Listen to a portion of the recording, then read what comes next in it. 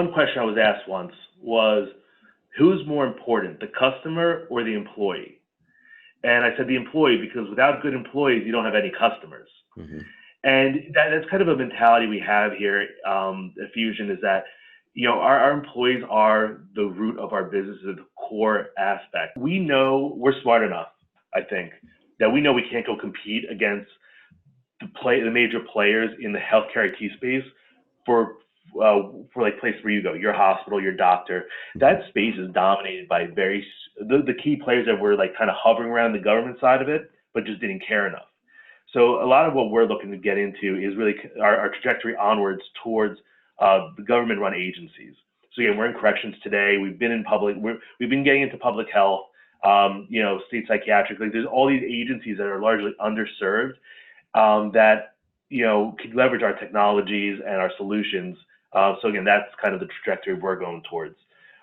Growing up, first off, my family is straight off the boat from former Yugoslavia, Croatia. So meals were definitely a pivotal component to every single day. I'm one of two children. I have my younger brother, and we pretty much ate enough for 6 kids growing up. So, mealtime was definitely important, but, I was fortunate to have, both parents at the dinner table with me. My father did own his own company, he still does today. He's kind of pretty much a serial entrepreneur himself, was in the trucking business. But, even though he was building what became actually one of the larger trucking companies in America, at the time, he always took the time to be at home for dinner. So definitely, dinner was a big part of our life. That's cool. That's cool. And did you guys make any, traditional dishes from your parents' Yugoslavian background? What was the favorite?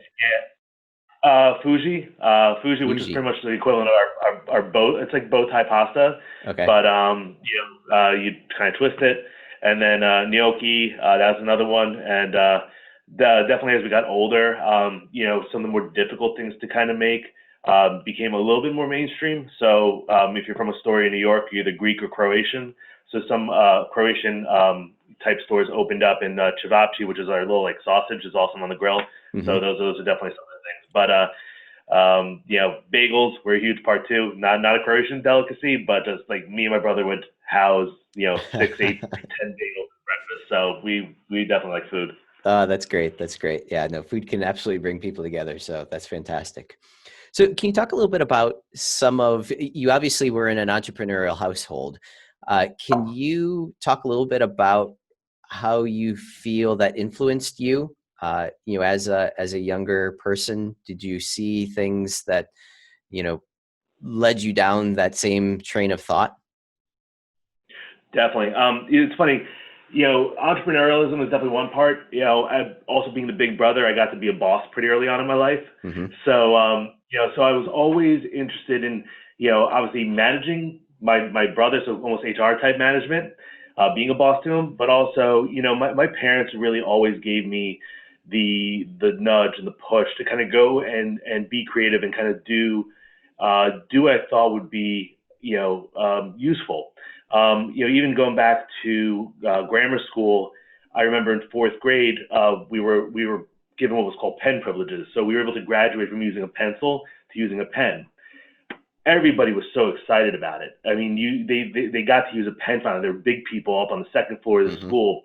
And I quickly even saw opportunity there where I actually had some money saved up from doing odds and ends. We were a household where, you took out the garbage, you got a couple bucks for the week, whatever it was. So they were always instilling in me and my brother, and honestly, I do with my daughter now, who's 3.5, 4 years old. If you want things in life, you have to do things to get the reward you want to do what you want. Mm-hmm. And, so I had a couple bucks. I gave it to my mom, and she went to Costco and bought a box of pens. Called 20 pens were maybe $10. So those 20 pens I was selling for $5 a clip because, you find out the morning of that you got this privilege. And they were so excited that kids were, my classmates were literally giving me their lunch money to be able to use a pen for the day. And the school actually wound up calling my parents because I was undermining the inventory closet down on the 1st floor with Mrs. Mooney, where she was actually suddenly realizing she was selling no pens. So, again, from the earliest age, and if you go to my grammar school, they still, the few that are still left there still talk about that. I even was the first recipient of the Entrepreneurial Mindset Award at St. Leo's in grammar school. So that's actually continued on since. Even there, I was the editor-in-chief of the school newspaper and personally thought it could have been done so much better, but the team I was given to manage they didn't care enough. I fired them all. I ran up running the entire school newspaper with me and two other guys. So, it's just something I've kind of always, owned, and just a mindset I've had forever. I typically consider myself a builder. I'm somebody who likes to build things and to do it, roll up my sleeves, get dirty, get the job done. That's great. That's great. I love it. Yeah, those foundational stories are always something. You had some success with some business when you were about 16 or so. Can you talk a little bit about that one? I read it in your LinkedIn profile. Now I can't remember what it was that you. Uvisor? Yes. Yeah. Yep. So Uvisor actually started when I was at Seton Hall. Prior to that, again, going from selling pens through college and high school, I was always in business for myself. There's only a short time in my life, about 2.5 years, where I actually worked for anybody. Mm-hmm. And that was when I did a quick stint on Wall Street as a broker. So I've always been in business myself. But, again, from, just one quick story before the Uvisor one, even in high school, I became a distributor for consumer electronics and radar detectors because, again, like the pen thing, people were getting their driver's licenses, super excited. They wanted a radar detector. I was selling them out of my closet. I went to an all-boy high school. When we had dances, it was either $5 to enter or 3 cans of food. I'd go to Acme, buy a can of food for 10 cents, sell for $1 each, make 90 cents profit. So this has always kind of been the way I was going. And pretty much at Seton Hall University, I actually went to Seton Hall after I went to Fordham, tried to start a business, failed. I pretty much flunked out at Fordham because I wasn't going to class, even though I had a GPA. But I wound up finding myself at Seton Hall after that quick short stint at on Wall Street at 20 years old, 19, 20, something like that. And pretty much what I was seeing around me, that was the time of the financial crisis, the 2009-ish. And I remember sitting in my finance class, shorting Bear Stearns and Lehman Brothers, and realizing here I am as a finance major, watching my future literally crumble in front of me. And, I wound up partnering up with another fellow classmate, and we built what was Uvisor, which at its simplest form was really eHarmony met Monster.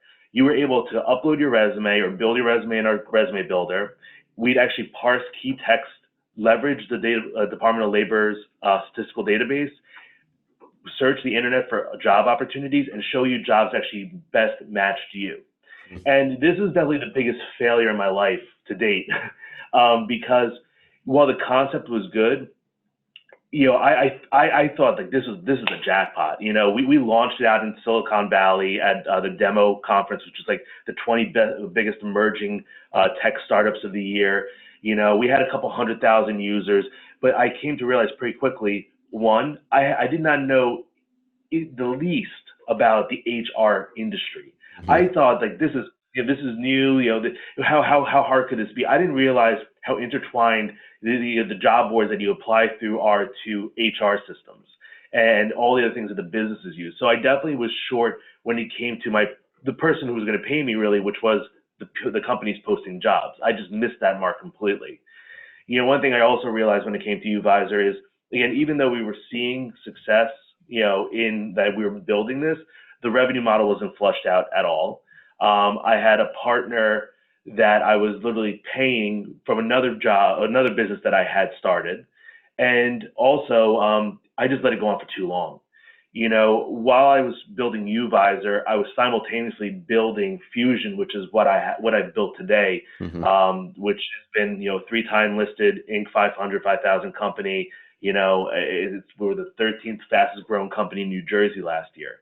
So, the story is kind of ironic in some ways where, I was building this company in corrections which wasn't sexy. It wasn't it wasn't what I had in mind. I don't think anybody wakes up saying, I want to get in the prison business when I get older. Hmm. So I stumbled my way into this industry, but I kept saying, I want to go for that really shiny type company, the .com, the Facebook, at the time, Foursquare, which was big then. I want to Hmm. build the next that. And, you know, I should have, again, at 19, 20 years old, whatever it was, like I should have seen the writing on the wall and I should have killed it earlier on, but I let emotions dictate my business decisions and the criticality of my thinking. And again, I just dragged it on way too long. Interesting, interesting. So you do you have a background in coding as well, or is this something that you've sort of learned, or did you hire coders to be able to start some of these early companies, or So launch these early? I'm a closet nerd. Okay. So my upbringing, um, in the 90s, you know, coding wasn't what it was. It was just so new. I mean, I watched these things on like, was it VH1 or MTV, the 90s. Hmm. And I watched these. I'm like, wow, I really was growing up at the frontier of all this happening. You know, there, I remember my first computer, two 5.5-inch floppies, and I locked out the whole thing because I learned the copy command in DOS. And it was just not a path that people were taking. My mentality growing up was I want to become a business banker. I want to get to finance. That was the high-powered 80s, where money was all on Wall Street, and that was my upbringing. A lot of my friends' parents worked on for Cantor Fitzgerald. Unfortunately, a lot of them died on 9/11, but those were the upbringings I kind of had growing up. So my first kind of forte into technology was really more on the hardware side. The first business technically I ever had was at 14 years old. I remember the day vividly because we were going to my grandfather's funeral, like anniversary funeral mass. It's on the anniversary of the death. It's something Croatians do. I don't know if anybody else does, but you go to church. So we were going up to Staten Island, and my dad turns to me and he goes, "What do you want to do for the rest of your life?" And I remember being like, "What? What question is this?" He's like, "Well, you like computers, right?" I'm like, "Yes." He's like, "Well, you like surfing too, right?" I'm like, "Yes." He's like, so he's like, "Why don't you call it Surfer Internet?" And all of my dad's businesses always ended in Services Incorporated. So Surfer Internet Services Incorporated, which he founded probably under his own name, but it was my company. He gave me a $500 check, and he gave me the corporate books, and he gave me the telephone number to his business accountant, and that was it. So I started building computers and things like that from that age. I mean, anybody who I knew growing up had a Surfer computer, had the little icon on it, the Oh, whole that's deal. It was great. like legit. And that's how I made my money kind of in my teens. But I stumbled. My stumbling into Fusion specifically was because after I had worked on Wall Street for a short period, I was really trying to figure my life out. I went to Fordham for a year, flunked out. My parents were devastated. Got a job literally in a boiler room up on Wall Street. My boss's name, I'll just use his initials, TB. He was the authenticity consultant for Wolf of Wall Street and Wall Street 2, Money Never Sleeps. The guy was a monster. I mean, a Hmm. typical Wall Street monster, slamming phones, screaming, and that's where I found myself. I after that Wall Street gig, I was really lost. I didn't know go back to college, appease my parents, screw school, I don't need it. And I found a job on Craigslist to actually help a correctional healthcare company in New Jersey manage their medical claims for inmates who went off-site for services.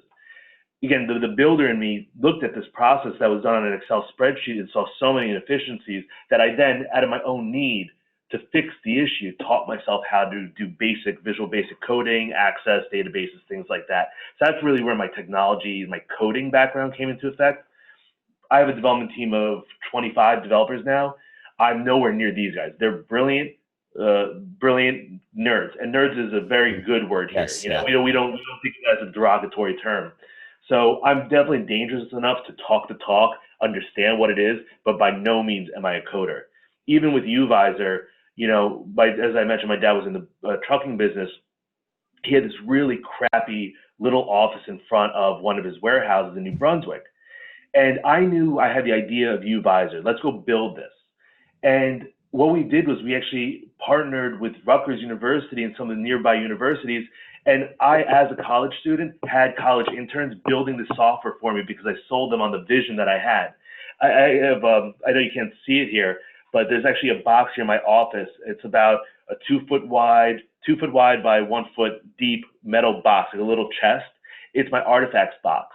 And if I ever feel nostalgic, I want to like remember the old heyday. Inside this box is the book of the wireframes that we drew to actually like show the developers. I remember I was up in West New York at a park up there showing this guy that I met, like, here's what we're going to build, buddy. Let's do this. Yeah. So that's really kind of the story when it comes to my developmental skills.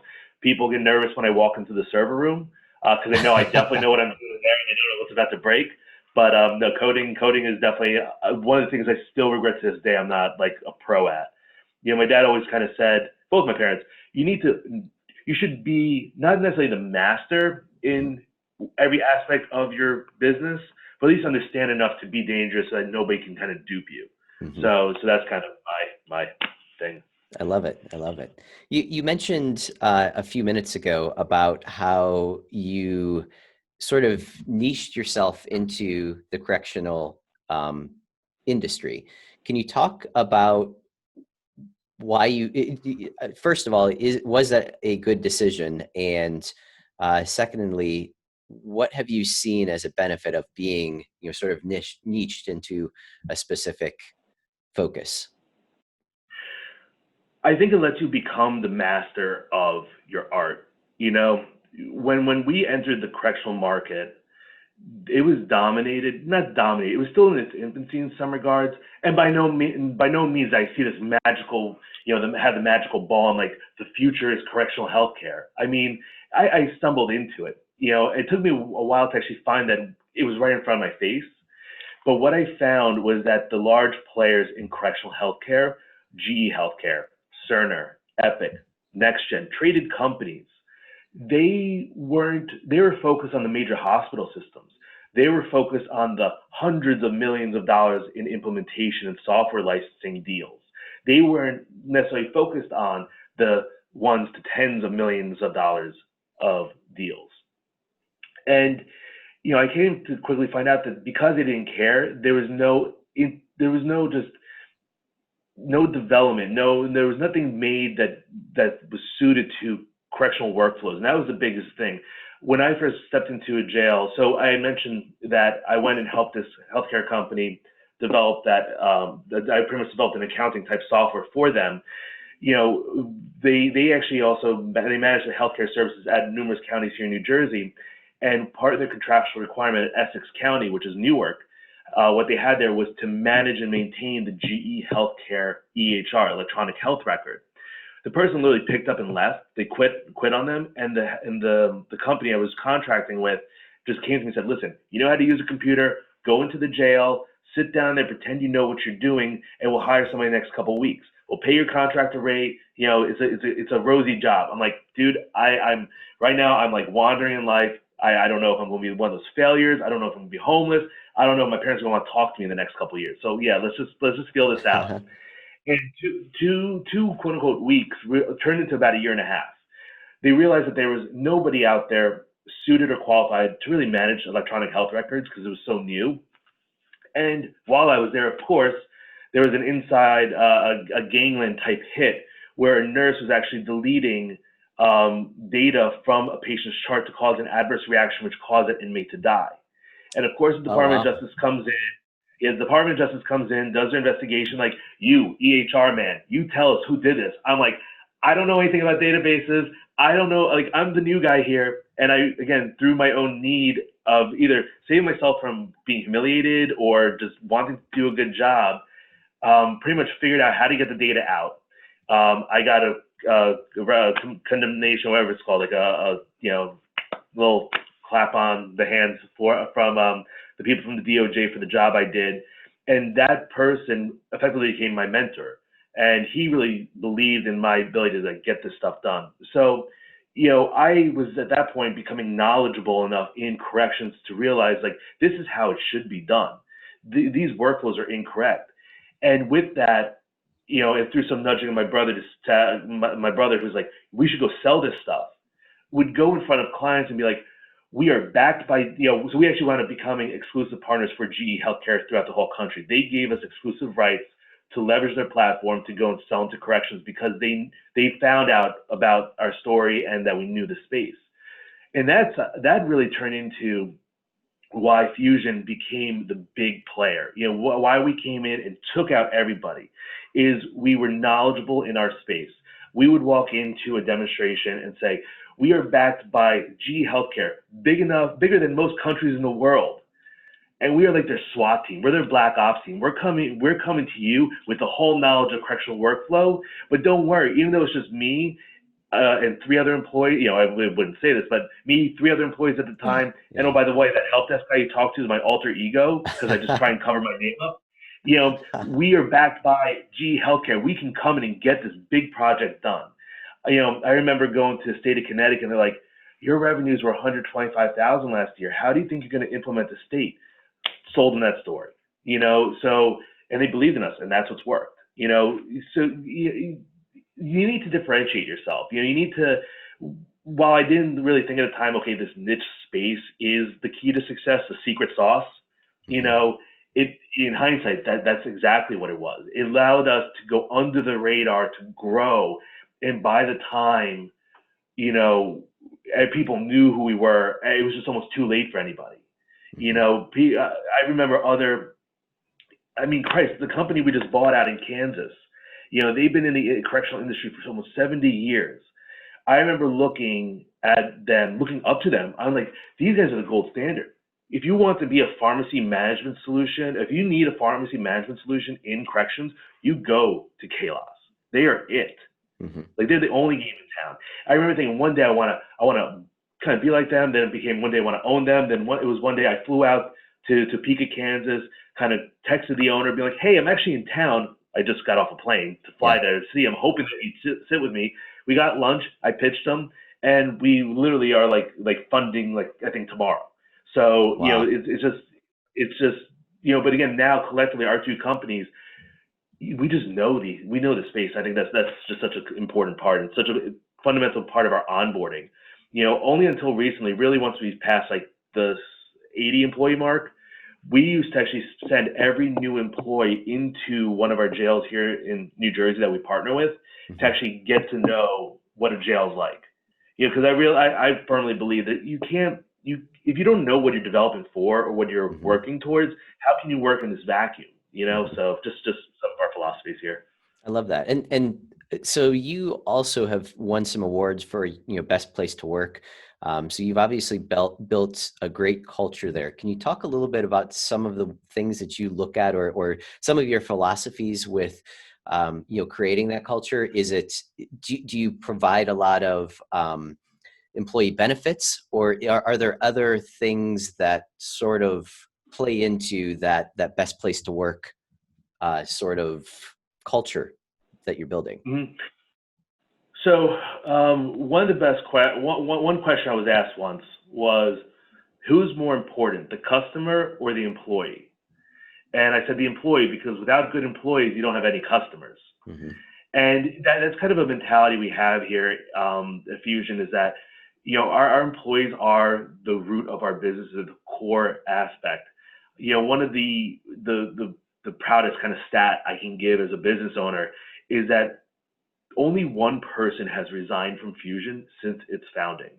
And that one person quit because they decided that they wanted to go ride a motorcycle across the country for a year after college instead of going to work. Mm-hmm.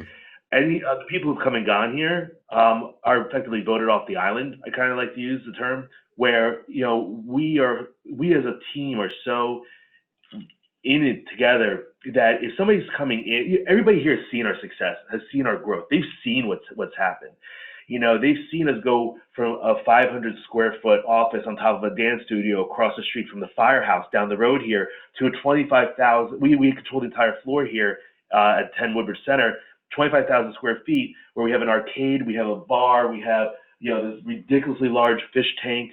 They've seen that growth, and they're all so vested in the continuation of that growth. So I think, again, even myself as a business owner, as I mentioned before we went live here, I'm in my office. I'm hardly in my office. I'm out in the pit with everybody else, engaging with them. We have kind of, from an office perspective, I mean, we're definitely fortunate. People come in here and they're like, this is like mini Googleplex. So that is something I invested heavily in. And I didn't go out and hire a firm to necessarily say, you're going to paint the walls this color, you're going to do this. I was into every single detail when it came to building what we call HQ4 out, because to me, it was important that I needed to provide our staff with a place that they felt comfortable to work, that it kind of inspired them. We're creating things. There's an artistic perspective to what some of these guys do, because there is no blueprint. Even when you talk about your standard frameworks of methodologies, agile, things like that, yeah, it applies, but with corrections, there's always that twist. There's always that thing that can't work in corrections. There's always that thing that can't work in government because it's this massive machine. So, that's something that I've always tried to promote here as well. Again, I think it's also top down. I do not perceive myself to be this scary boss in the corner office. Like I mentioned, I'm out in the pit. I go through every single morning and say hello to every single person in my office. That's just something I've always done since day one. Even now during the whole Corona thing, there's 6 of us here, spaced out, doing the whole social distancing. We all pretty much gave ourselves a blood oath that it's from here to home and back. But I needed them here because, again, of the acquisition of this company and just everything we're going through.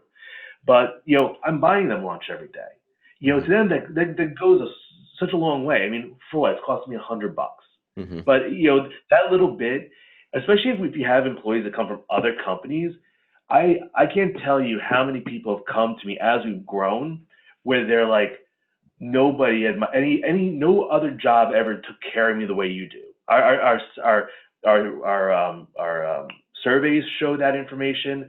And it is also kind of, here's an interesting fact for those who are kind of growing your business, because I was bootstrapping. I wasn't putting out these job postings for these positions. I grew internally. Employee number 1, brother. Employee number 2, one of my best friends. Employee number 3, I literally pretty much found him on the street. So I was growing internally, and even from then, employee number 4 was a friend of employee number 2. Number 5 was a friend of employee number 1. So that's how we kind of grew, and because we had the similarities, that kind of set the foundation for that culture, which again I think has scaled out to where it is today. Even when people apply for our jobs, we do not have a salary range. So when you apply for a job at Fusion, we ask you, how much do you want to make? How much do you feel you are worth to the company based on your experience and skills? Because we're not going to try and whittle you down. Even if you get to the stage, of being brought on site, or now video, WebEx is for interview. One of the first questions is, on your application, you said you wanted this much money. Is this true? Yes. Okay, now we're on the same page. We really put it out there, and again, I think that's kind of part of our secret sauce. I love it. So what's next for Fusion? You guys obviously just acquired some things. What are your next plans? Any other goals that you have? Yeah, one of the taglines I use in some of my corporate emails, I use that with quotations around it, because I'm anything but corporate. Is onward and upward towards world domination. We know we're smart enough, I think, that we know we can't go compete against the major players in the healthcare IT space for like place where you go, your hospital, your doctor. That space is dominated by the key players that were like kind of hovering around the government side of it, but just didn't care enough. So a lot of what we're looking to get into is really our trajectory onwards towards the government-run agencies. So again, we're in corrections today. We've been in public. We've been getting into public health. State psychiatric. Like, there's all these agencies that are largely underserved that could leverage our technologies and our solutions. So again, that's kind of the trajectory we're going towards. Software is a beautiful thing because it's once you make it, all you have to do is sell it. You have to maintain it. So the operating cost, the per unit cost is relatively low. So that's definitely one of the nice things when it comes to software that it took me a little bit to really realize that, but yeah. No, that's great. That's great. If people wanted to learn more about Fusion, yourself, your story, anything like that, reach out to you. What would be the best way to accomplish any of that? Sure. Yeah. So, well, my email is always best. I'm on LinkedIn, Bryan Jakovcic. It's Bryan Jakovcic. I'm on LinkedIn, or again, you could hit me up at brian.jakovcic@fusionmgt.com. Excellent, excellent. Bryan, this has been fantastic. I think people are going to get a lot of valuable little nuggets out of our conversation here today. So again, many, many thanks. No, I appreciate it, Matt. Thank you very much.